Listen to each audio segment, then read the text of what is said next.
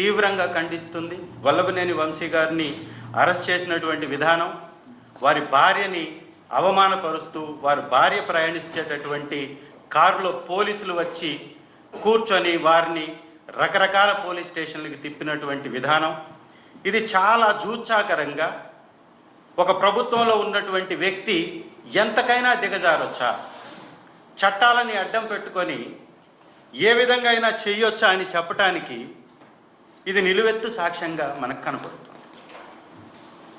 నిజంగా Telugu Desam party office మీద గొడవ చేశారని 94 మంది మీద ఏకంగా వైఎస్ఆర్ కాంగ్రెస్ పార్టీ కార్యకర్తల మీద, నాయకుల మీద, వల్లభనేని వంశీ గారి అనుచరుల మీద కేసులు కట్టడం, 44 మందిని జైళ్లకు పంపటం, ఇంత చేసినా కానీ వీళ్ళ రాక్షస తత్వానికి సంతృప్తి చెందల. ఎలాగైనా కానీ ఈ వచ్చేటటువంటి వ్యతిరేకతని, ప్రజా వ్యతిరేకతని డైవర్ట్ చేయాలి. ప్రతి నెల ఒక సెన్సేషన్ కేసుని క్రియేట్ చేయాలి. ఆ క్రియేట్ చేసి ఆ కేసులోనే ప్రజల యొక్క అటెన్షన్ని డైవర్ట్ చేయాలి. ఇది వారి పన్నాగం కాబట్టి పక్కా ప్రణాళికతోటి ఒక్కొక్క నెల మీరు గమనించినట్లయితే ఒక్కొక్క నెల ఒక్కొక్క కేసు. ఈ కేసులు పెడుతుంది ఎవరి మీద? కేవలం వైఎస్ఆర్ కాంగ్రెస్ పార్టీ నాయకుల మీద, సానుభూతి పరుల మీద. ఇవాళ ఈ రాష్ట్రంలో తెలుగుదేశం పార్టీ నాయకులు వ్యవహరిస్తున్నటువంటి తీరు, జనసేన నాయకులు వ్యవహరిస్తున్నటువంటి తీరు, చట్టాలను వారు ఉల్లంఘిస్తున్నటువంటి విధానం, పోలీస్ వ్యవస్థని వారి జేబు సంస్థగా మార్చుకుంటున్నటువంటి తప్పుడు సంస్కృతి ఒకటా రెండా ప్రతిరోజు నిత్యకృత్యంగా మారిపోయాయి.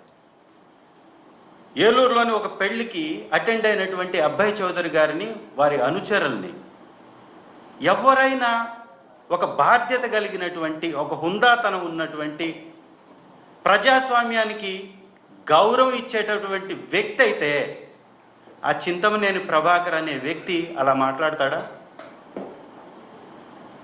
ఎంత దుర్మార్గం, ఎంత అధికార మదం, ఎంత లెక్కలేనితనం, ఎంత పైశాచిక ఆనందం వారు పొందుతున్నారో ఆ బెస్ట్ ఎగ్జాంపుల్గానే ఆ కేసును చూడొచ్చు మనం.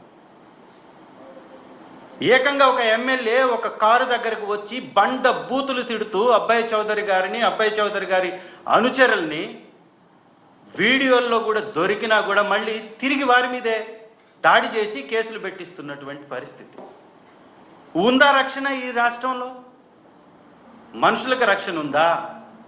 మహిళలకు రక్షణ ఉందా? మందిరాలకు రక్షణ ఉందా? రామతీర్థంలో ఒక గుడి మీద దాడి చేసి విగ్రహాన్ని ధ్వంసం చేస్తే పట్టించుకుంటున్నటువంటి పరిస్థితి ఉందా? తిరుపతిలో చిన్నపాటి ఒక కార్యక్రమాన్ని సక్రమంగా నిర్వహించలేక అనేక మంది చనిపోతే వీరికి బాధ్యత ఉందా? ఒక మహిళ, జనసేన అనేటటువంటి నాయకుడు నన్ను మోసం చేశాడు, నన్ను వంచాడు, నన్ను వాడుకున్నాడు, తన ఆర్థిక అవసరాల కోసం నన్ను ఎరగా వేసి నా దగ్గర 1,30,00,000 కొట్టేశాడు అని మీడియా ముందుకు వచ్చి శోకంతో తన బాధను వెళ్ళగక్కితే, తను మీద అక్రమ కేసులు బనాయించి తనపై ఏ విధంగా అయితే ఆ కిరణ్ రాయల్ అనేటటువంటి వ్యక్తి భయపెట్టాడో, తన మాటల్లో నీ అంతు తేలుస్తాను, నీ సంగతి చూస్తాను, నీపై కేసులు పెడతానని ఏ విధంగా అయితే మాట్లాడాడో, అదే విధంగా పక్కా ప్రణాళికతోటి ఆ ఆడబిడ్డని పక్క రాష్ట్రం యొక్క పోలీసుల్ని పురిగొల్పి తీసుకొచ్చి అరెస్ట్ చేయించినటువంటి విధానం. అంటే ఎటుపోతున్నాం? ఈ రాష్ట్రంలో అధికారం మీ చేతిలో ఉంది కాబట్టి కక్ష సాధింపుల కోసం రెడ్ బుక్ రాజ్యాంగం పేరుతోటి రక్తపాతం సృష్టించటమే మీ యొక్క పరిపాలన. చంద్రబాబు నాయుడు గారు పదే పదే ప్రెస్ మీట్లు పెడతారు, ప్రెస్ మీట్లు పెట్టి హుందాతనం గురించి మాట్లాడతారు. ఒక పటిష్టమైనటువంటి నాయకత్వం గురించి మాట్లాడతారు. అయ్యా చంద్రబాబు నాయుడు గారు, మీరు చెప్పేటటువంటి మాటలకి మీరు చేసేటటువంటి పనులకు పొంతనుందా? ఈ రాష్ట్రంలో కక్ష రాజకీయాలకి తావే లేదన్నటువంటి మీరు కక్షలనే కర్తవ్యంగా మార్చుకుంటున్నటువంటి విధానం, ఒక అసత్యపు ఫ్యాక్టరీలని క్రియేట్ చేసి వైఎస్ఆర్ కాంగ్రెస్ పార్టీ మీద దాడి చేయడానికి ఉపయోగిస్తున్నటువంటి ఈ సంఘటనలు, రాష్ట్రంలో సంపద సృష్టిస్తానని చెప్పినటువంటి మీరు 6 నెలల్లో అరచేతుల్ని ఆకాశం వైపు చూపించి సంక్షేమాలు అంటే తప్పు అనే విధంగా, ఉచితాలు అంటే ఒక అక్రమము సక్రమము కాదు అనే అర్థం వచ్చేలాగా, ప్రభుత్వం యొక్క బాధ్యతను మరచి మీరిచ్చినటువంటి హామీలను ఎగ్గొట్టడానికి ఒక రహదారి లాంటి రూట్ మ్యాప్ తోటి ఒకవైపున మీరు సంపద సృష్టించకపోగా, ఒకవైపున ఉచితాలు ఇవ్వకపోగా, ఆర్థిక పరిస్థితి మందగమనంలో నడిపిస్తూ సంపదను సృష్టిస్తున్నటువంటి రైతు ఏదైతే కష్టపడి పండించాడో ఆ సంపదను కూడా ఆవిరయ్యేలాగా మద్దతు ధరలు కూడా ఇప్పించాలని అసమర్థ నాయకత్వాన్ని మీరు ప్రదర్శిస్తూ ప్రజల్లో వచ్చేటటువంటి వ్యతిరేకతని అడ్డం పెట్టుకొని ఆ వ్యతిరేకత నుంచి పక్కదారి పట్టించడానికి ఇలాంటి తప్పుడు కేసులు. నిజంగా సత్యవర్ధన్ అనే వ్యక్తి జడ్జి గారి ముందు ఏం చెప్పారు? ఒక్కసారి ఆ సత్యవర్ధన్ గారిని వల్లభనేని వంశీ గారి అరెస్ట్ ముందు ఏ విధంగా ఆ అబ్బాయిని కూడా పోలీసులు అరెస్ట్ చేశారు, ఒక వీడియో క్లిప్పింగ్ కూడా ఉంది. దయచేసి ఆ వీడియో క్లిప్పింగ్ కూడా రాష్ట్ర ప్రజలందరూ గమనించాలి. నిన్న వల్లభనేని వంశీ గారిని అరెస్ట్ చేసే సందర్భంగా వైజాగ్లో ఉన్నటువంటి సత్యవర్ధన్ అనేటటువంటి వ్యక్తిని పోలీసులు వెళ్ళి ఏ విధంగా తను అరెస్ట్ చేశారో ఒక్కసారి ఆ వీడియోలో గమనించండి.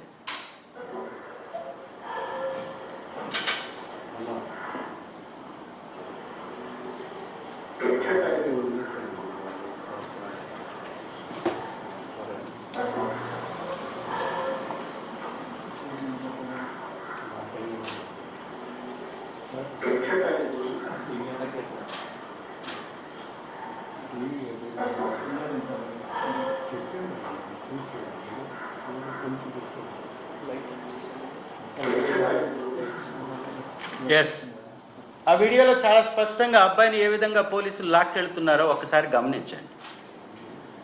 నిజంగా ఈ అబ్బాయి కిడ్నాప్ అయితే పోలీసులకి ఎలా దొరికాడు? ఈ అబ్బాయి నిజంగా కేసు పెట్టుంటే జడ్జి గారి ముందు, సార్ నాతోటి ఖాళీ పేపర్ మీద సంతకం తీసుకున్నారు సాక్షిగా పెట్టడానికి, నేను ఆ రోజు తెలుగుదేశం పార్టీ కంప్యూటర్ ఆపరేటర్గా పనిచేస్తున్నా కూడా ఆ రోజు నేను రాలేదు, ఆ సంఘటనలు నేను చూడలేదు, నన్ను ఎవరు దూషించలేదు అని జడ్జి గారి ముందు తన వాంగ్మూలాన్ని చెప్పిన తర్వాత ఈ కేసులో బలం ఉందా? ఈ కేసులో నిజం ఉందా? వీరు పోలీసులు వ్యవహరిస్తున్నటువంటి తీరు ఇది ఆక్షేపణీయమా కాదా?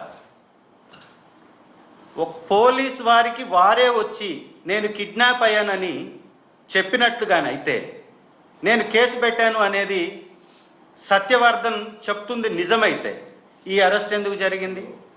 పోలీసులు ఎందుకు అతన్ని ఆ విధంగా బలవంతంగా తీసుకొస్తున్నారు? అంటే ఇది పక్కా ప్రణాళికతోటి వీరు పన్నినటువంటి పన్నాగం అని ఇట్టే అర్థమవుతుంది. కేసులు ఎలా పెట్టాలో వీరే నిర్ణయిస్తారు, విచారణ ఎలా సాగాలో వీళ్ళే నిర్ణయిస్తారు, వారికి ఎలాంటి శిక్షలు పడాలో అది కూడా తెలుగుదేశం పార్టీ వారే నిర్ణయిస్తారు.